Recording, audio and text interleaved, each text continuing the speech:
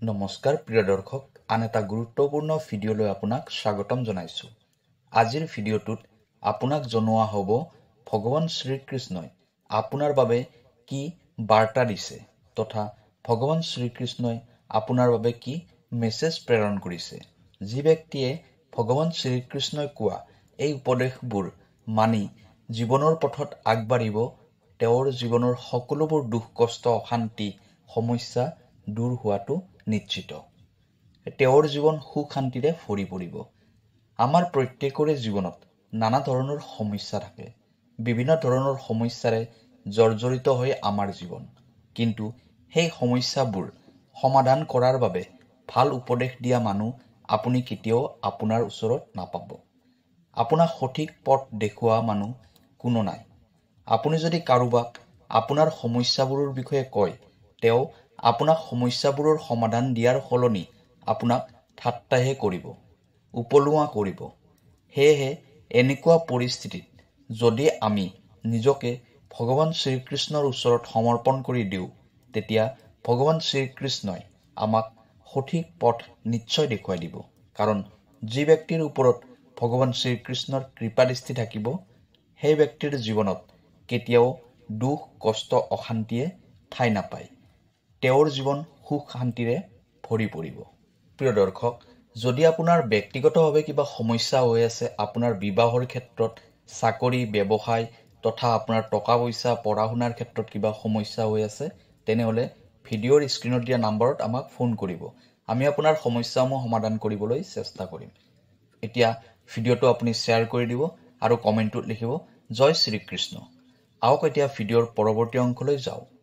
ভগৱান শ্ৰীকৃষ্ণই আপোনাৰ বাবে এই বাৰ্তাটো প্ৰেৰণ কৰিছে। এইটো আপুনি গ্ৰহণ কৰি ল'ব। আপুনি যদি আপোনাৰ জীৱনটো সুখ শান্তিৰে কটাব বিচাৰে, তেনেহ'লে ভিডিঅ'টো শেষলৈ চাই থাকিব। ভগৱান শ্ৰীকৃষ্ণই আপোনাৰ বাবে কি বাৰ্তা লৈ আহিছে তথা ভগৱান শ্ৰীকৃষ্ণই আপোনাক কি ক'ব বিচাৰিছে, এইখিনি কথা জানিবলৈ হ'লে আপুনি এটা কাম কৰিব লাগিব। আপোনাৰ মোবাইলৰ স্ক্ৰীণত 3টা সংখ্যা দিয়া হৈছে তথা 3টা নাম্বাৰ দিয়া হৈছে। এই নাম্বাৰ 3টাৰ ভিতৰত যিকোনো এটা নাম্বাৰ আপুনি চিলেক্ট কৰিব লাগিব, অৰ্থাৎ আপুনি বাছনি কৰিব লাগিব। ভগৱান শ্ৰীকৃষ্ণৰ নাম লৈ যিকোনো এটা নাম্বাৰ আপুনি বাছনি কৰি ল'ব। আপোনাৰ হাতৰ আঙুলিৰে স্পৰ্শ কৰি নাম্বাৰটো চিলেক্ট কৰি ল'ব।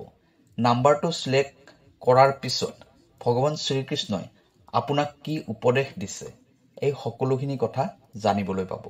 এতিয়ালৈ চাগে আপুনি নিজৰ বাবে এটা নাম্বাৰ চিলেক্ট কৰি লৈছে।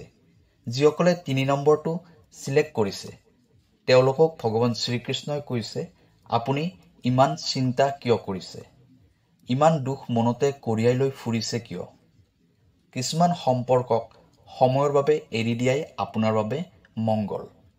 সম্পৰ্কবোৰ আপুনি কেনেদৰে গ্ৰহণ কৰিব, সেয়া সময়ে এদিন আপোনাক জনাই দিব।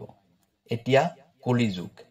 এই পৃথিৱীৰ মনুষ্যই নিজৰ দুখতকৈ আনৰ সুখতহে বেছি দুখী হয়। এই কলিযুগৰ মনুষ্যই নিজৰ সমস্যাৰ সমাধান বিচৰাতকৈও আনৰ সমস্যাবোৰ সমালোচনা কৰিয়ে বেছি সময় পাৰ কৰে। ভাল মানুহ হওক, জীৱনত নিজকে এজন ভাল মানুহ হিচাপে গঢ়ি তোলাটো বহুত প্ৰয়োজনীয়। কিন্তু সকলোৰে সন্মুখত নিজকে ভাল বুলি প্ৰমাণ কৰাৰ চেষ্টা নকৰিব। কাৰণ যি ব্যক্তি আপোনাৰ আপোন, যিয়ে আপোনাক বুজি পাব, তেওঁক প্ৰমাণ দিয়াৰ কোনো প্ৰয়োজন নাই। আৰু সকলো সময়তে যাক প্ৰমাণ দিব লগা হয়, তেওঁ কেতিয়াও আপোনাৰ আপোন হ'ব নোৱাৰে। ভগৱান শ্ৰীকৃষ্ণই আকৌ কৈছে যে মূৰ্খৰ সৈতে তৰ্ক কৰা ব্যক্তি কেতিয়াও বুদ্ধিমান নহয়। তাতকৈ মূৰ্খবোৰৰ কথাত গুৰুত্ব দিয়াতকৈ নিজৰ ওপৰত গুৰুত্ব দিয়াটোহে বুদ্ধিমানৰ কাম। এই কলিযুগত মানুহে আপোনাৰ খবৰ তেতিয়াহে ৰাখিব যেতিয়া আপোনাক তেওঁলোকৰ প্ৰয়োজন হ'ব। প্ৰয়োজন নাথাকিলে আপোনাৰ কোনেও খবৰ নলয়, আপোনাক কোনেও গুৰুত্ব নিদিয়ে। আচলতে এই সংসাৰত আপোনাক আপোন মানুহ সকলেই প্ৰতাৰণা কৰে। সুখী হ'বলৈ বিচাৰে যদি নিজকে নিজে সুখী কৰিবলৈ চেষ্টা কৰক, নহ'লে দুখ আপোনাৰ অভ্যাসত পৰিণত হৈ যাব।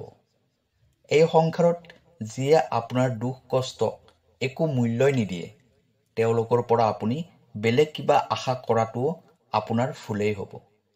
ভগৱান শ্ৰীকৃষ্ণই কৈছে, মই আপোনাৰ লগত সদায় আছো। আপুনি কেৱল মোৰ নাম লওক, মোৰ ওপৰত বিশ্বাস ৰাখক। মই সদায় আপোনাক সহায় কৰিবলৈ প্ৰস্তুত হৈ আছো।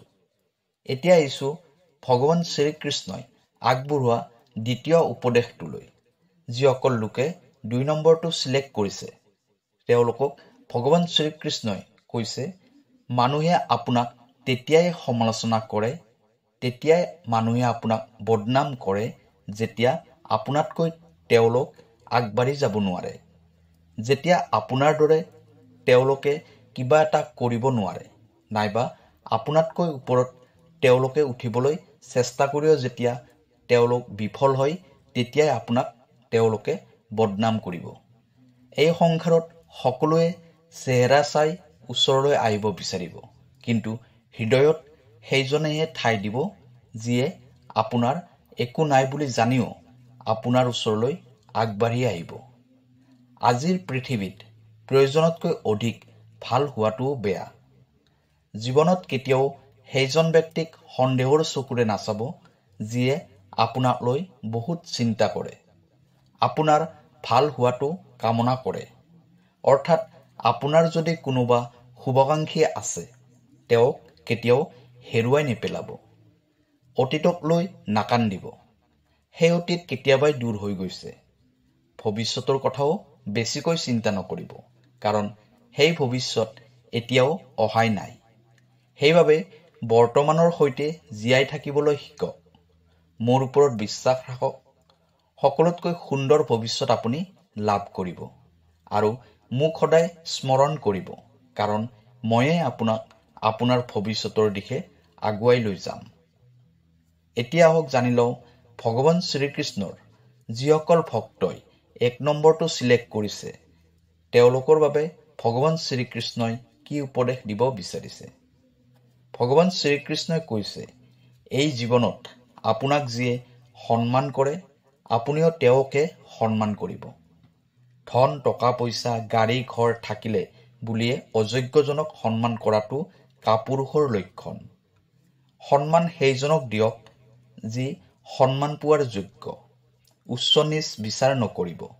কাৰো ওচৰত প্ৰয়োজনতকৈ সৰু হৈ কথা নকব। নিজৰ আত্মসন্মানৰ কথা ভাবিব। এই পৃথিৱীত আত্মসন্মানতকৈ মূল্যৱান একোৱেই নাই।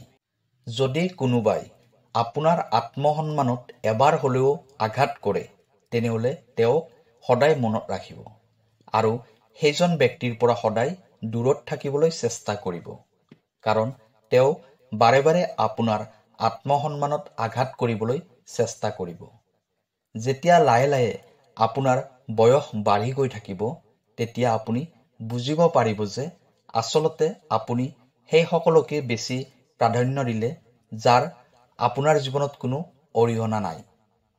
ভগৱান শ্ৰীকৃষ্ণই আগবঢ়োৱা এই 3টা উপদেশ আপুনি শুনিলে। এই উপদেশখিনি যদি জীৱনত আপুনি মানি চলে, তেনেহলে আপোনাৰ জীৱনৰ লক্ষ্য ই বহুত পৰিমাণে সহায় কৰিব।